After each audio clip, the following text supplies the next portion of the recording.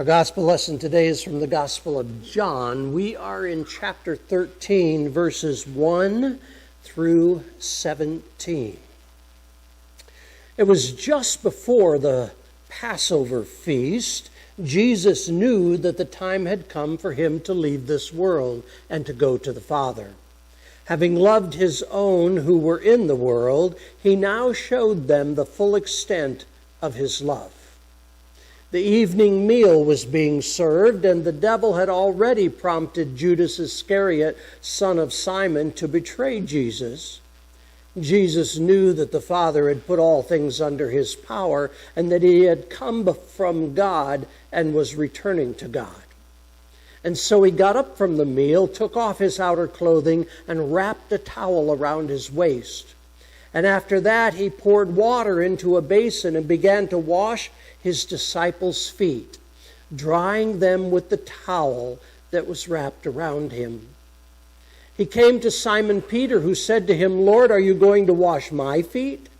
And Jesus replied, "You do not realize now what I am doing, but later you will understand."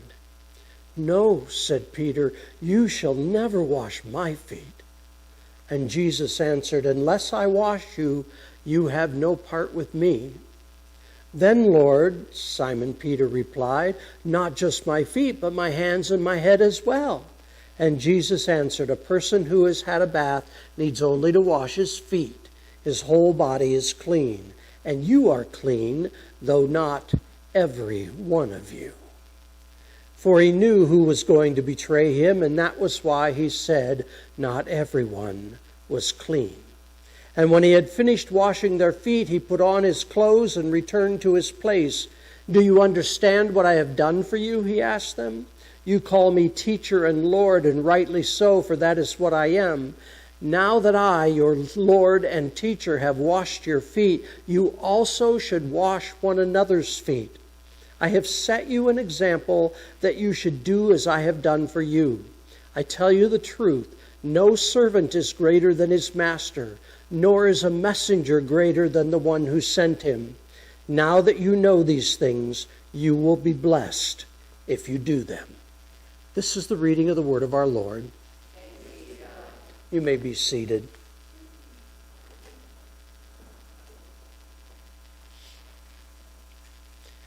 A Bible study group was discussing the unforeseen possibility of sudden death.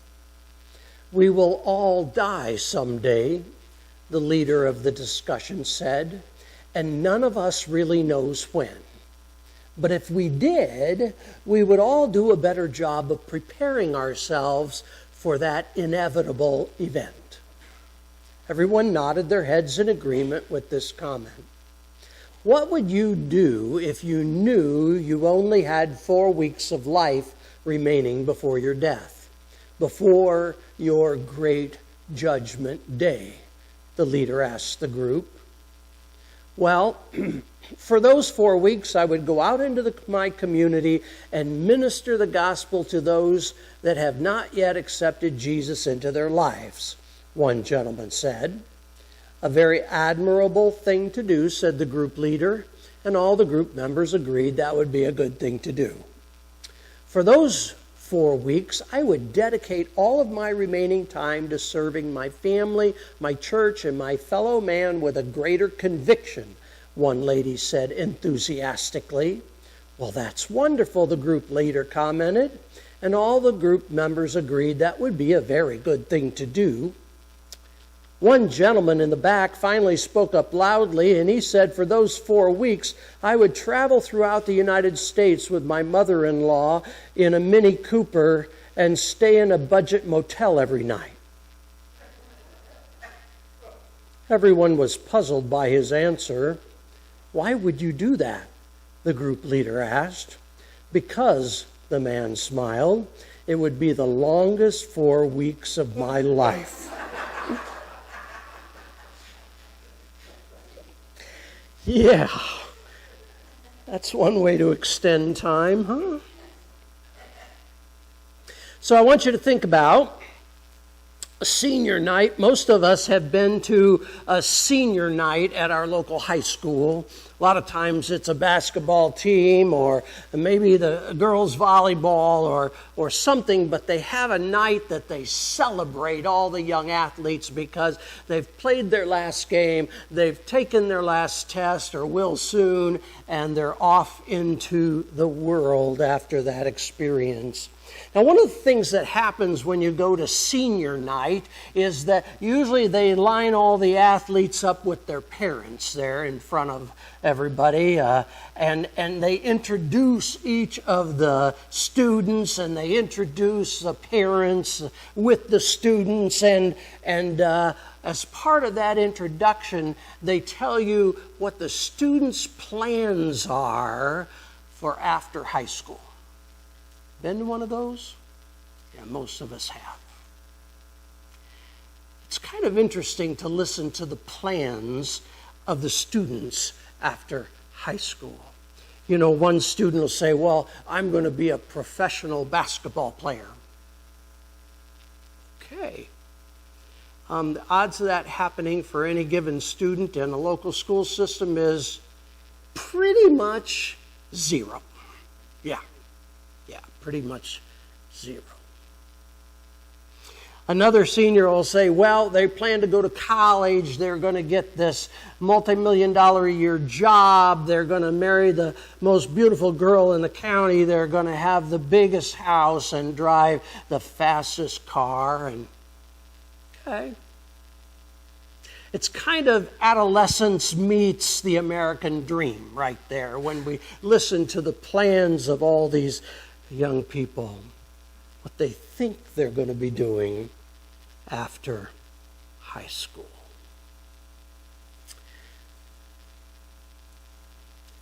A lot of times we believe that a person is judged by the size of their wallet, and because of that we chase after wealth.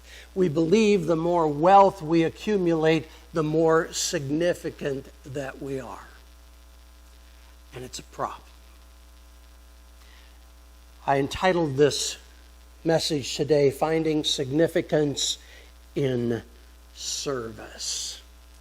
The route to significance is paved with service. And when we look at what Jesus did in our passage today, what was Jesus doing?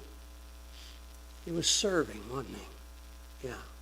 And he was the least likely person to serve, because he was the teacher, he was the rabbi, he was the leader, and the leader leads, right? They don't serve.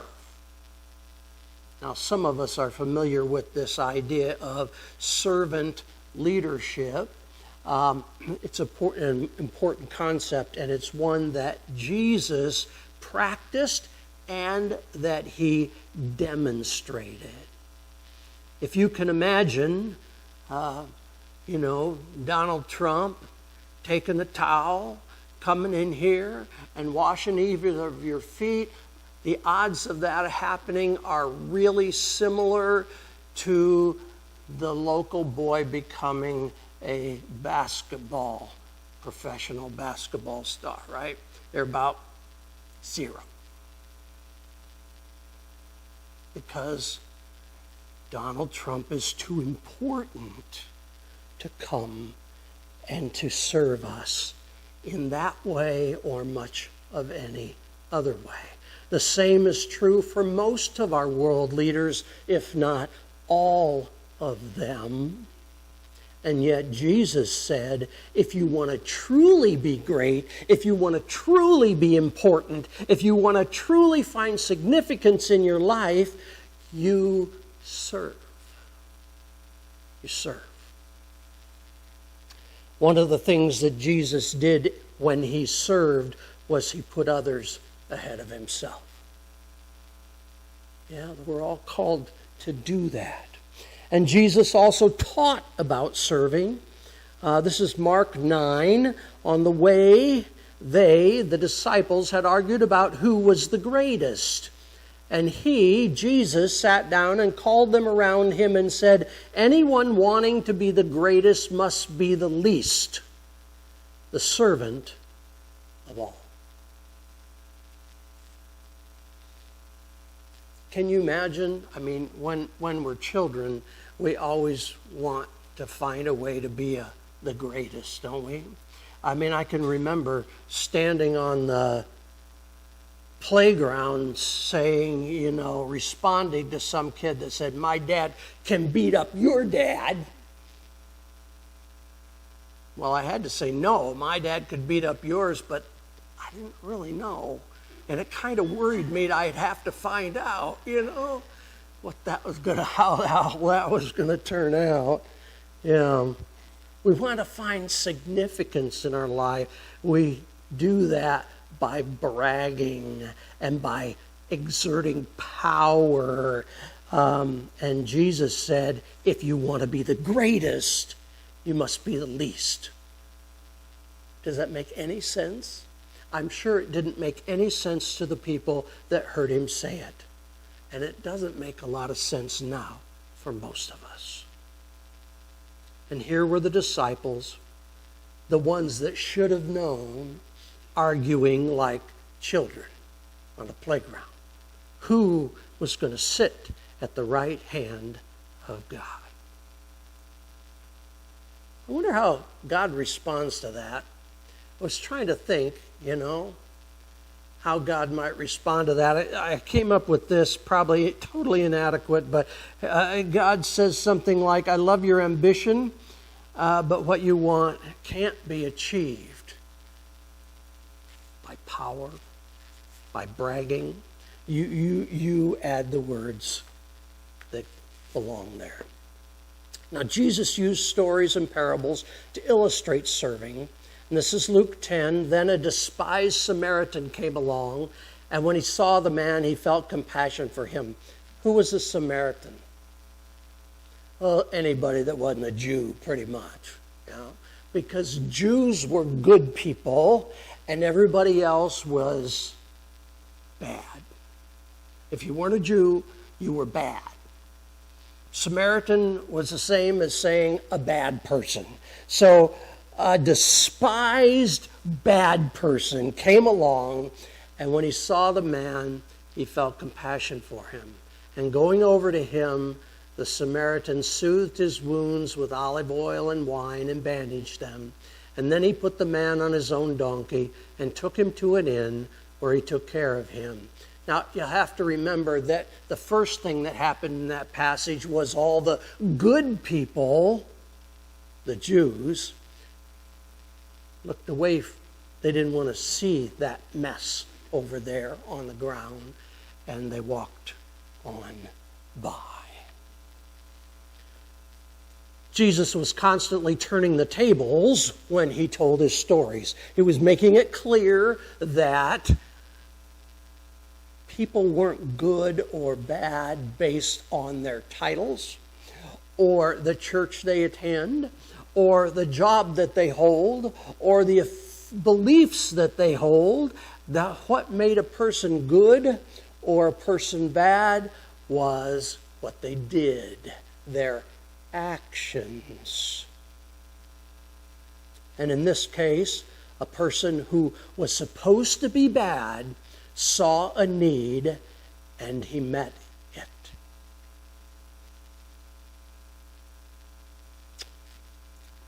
That's what Nancy does for us. Nancy sees needs in the community, and she asks us to help meet those needs. And I'm really grateful for people like Nancy because I don't always see them. Do you? It's unfortunate because there are needs all around us, and yet because of the circles I run in, because of the people that I'm with, because I like to self-isolate at my home, all of those things, I don't see what the needs are. We need people who see what the needs are so that we can make a difference, so that we can serve. Jesus stated that serving is the reason for his presence. He says it this way in Mark 10:45, for even, I underlined the word even, For even the Son of Man came not to be served, but to serve others and to give his life as a ransom for many. Even on the cross, what was he doing? He was serving us. He didn't do it for him. He didn't do it out of selfishness. He did it because he put us ahead of himself. And so he asks us to do the same. He asks us to do what he does, and that is to serve. Jesus, in his final examples before he died, he modeled serving. And you heard that in the passage that I read today. He washed the feet of his disciples so that they would get the idea that they were important to him and that he came to serve. And he wants us to serve. And so, serving is difficult for us. And there's one primary reason for serving, why serving is difficult. Serving is difficult because Chris is so selfish. Yeah, that's really what it amounts to. Serving others is difficult because we are, I want to put busy in there, right? Too busy. I'm too busy. Because we are looking after our own needs first and others' needs after that. And unfortunately, that is a fatal disease. And so I choose obedience over convenience. Jesus told us to serve, and if we're going to do that, then we're going to have to give up some things, aren't we? I choose obedience over convenience. Convenience is one of those things. It's just not convenient to do the things that Jesus asks us to do. As Christians, we like all the perks of Christianity. Yeah, the perks are important to us. The answered prayers. I like that part of Christianity. That's good. The forgiveness. I can lean into that real well. I like that part of Christianity. The eternal life part. That sounds really, really good to me. I think I can claim that as a Christian. The presence and power of God, which I feel in this place most Sunday mornings, I like that. One of the perks of being a Christian, of being here on Sundays. But this sacrifice stuff, this inconvenience stuff, that's not very exciting. That's a lot harder to really grasp and do. We're called to be disciples, and that means a follower of Christ. And in order to be a follower of Christ, we do what he asks us to do, and we do what he showed us to do. If you love me, obey my commandments, Jesus says. Your relationship with Christ is actually defined by your discipleship, and your discipleship is obedience. And then in Luke 11, Jesus said, "But even more blessed are all who hear the word of God and put it into practice." Here's a truth that you may not have really thought about before. It may not be a part of your normal thinking, but I'd like you to hear this truth. And here's the truth. God has more in mind for you than you are now receiving. Can you imagine that? God has more in mind for you than you are now receiving. He says over and over that we'll be blessed when we are a blessing. Yeah, that's how we get blessed. We're blessed when we are a blessing. And imagine being showered with blessings because you are a blessing. So we look for opportunities to serve. And if you give even a cup of cold water to one of the least of my followers, you will surely be rewarded.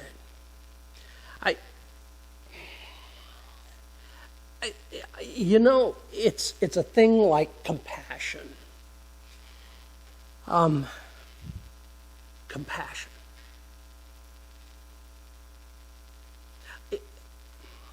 There's this maternal thing that goes on with ladies that guys don't really do very well sometimes. And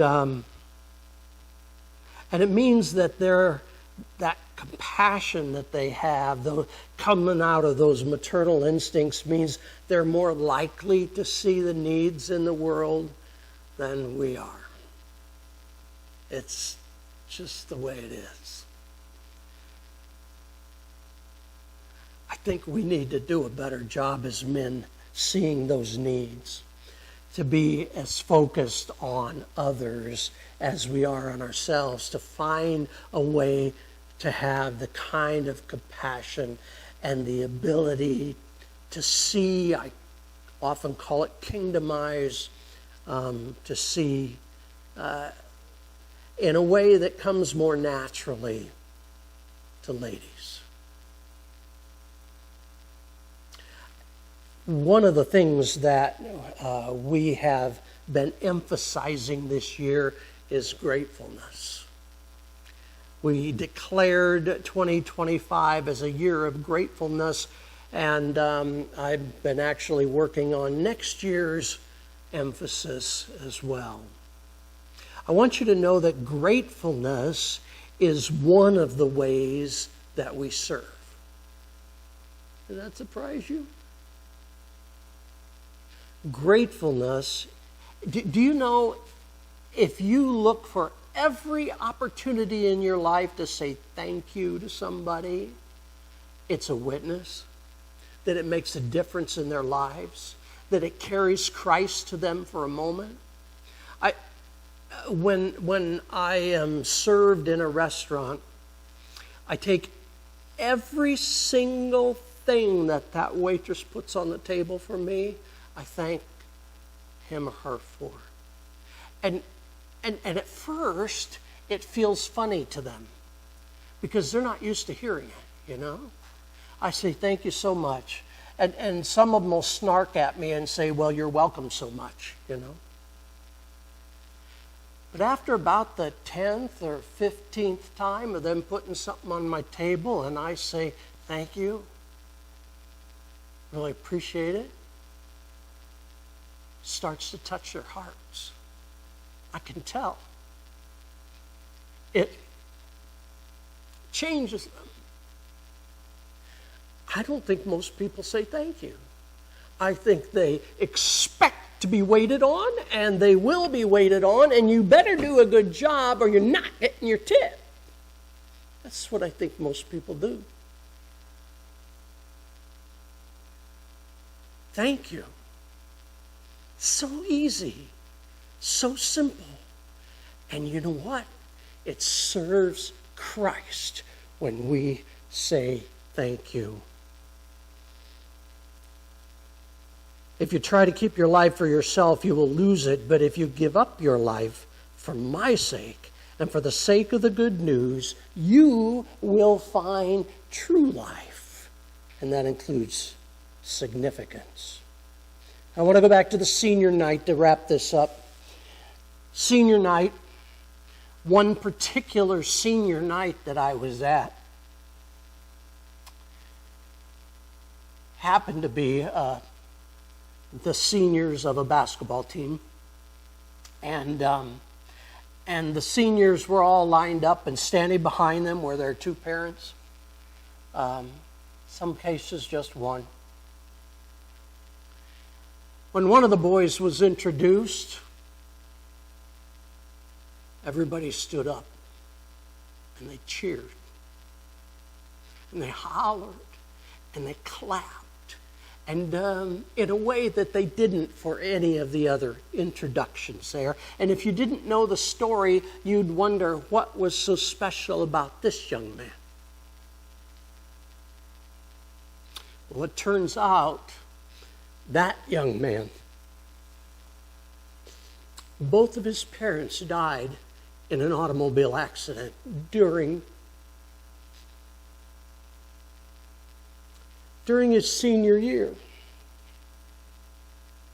And there was a couple in the community, not relatives, just a couple who felt like they were supposed to take him in so that he could finish his senior year where he went to school all along, so that he'd be with his friends, so that he could still play on his basketball team.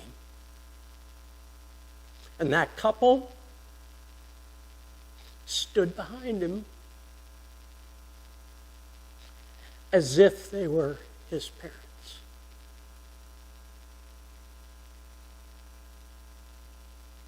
That's service, would you say? That represents Christ in the very, very best ways. So, my challenge to you is find your significance, not through your wallet, not through some other kind of achievements that bring you glory, but by putting others ahead of yourself. God bless.